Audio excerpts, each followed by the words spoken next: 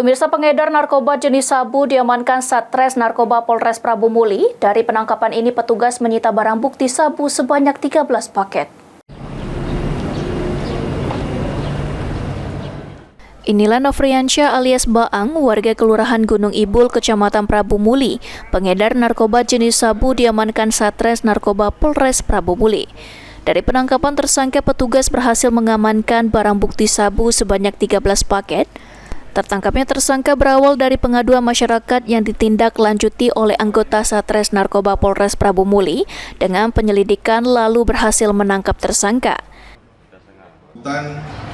Dikenakan Undang-Undang Nomor 35 Tahun 2009 tentang narkotika pada pasal 114 ayat 2 dan pasal 112 ayat 2 dengan ancaman pidana paling singkat 5 tahun dan paling lama 20 tahun serta denda paling sedikit 1 miliar dan paling banyak 10 miliar.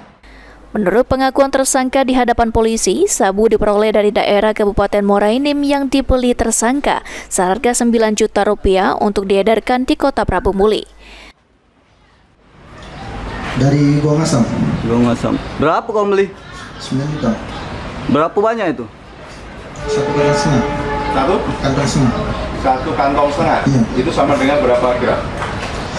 15 gram. 15 gram. 15 gram ya.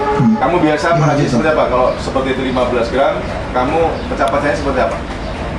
Pecah seperti itu, Pak. Dapatnya berapa duitnya? Jadi timbul berapa? 14 juta. 14 juta? Iya. Itu sekali jalan? Iya. Sebulan berapa kali ngambil? Sebulan baru sekali, Pak. Atas perbuatannya, tersangka pun harus mendekam di sel tahanan Polres Prabu Muli dengan dijerat Undang-Undang Narkotika Nomor 35 Tahun 2009. Anggi Perkasa, Sapol TV.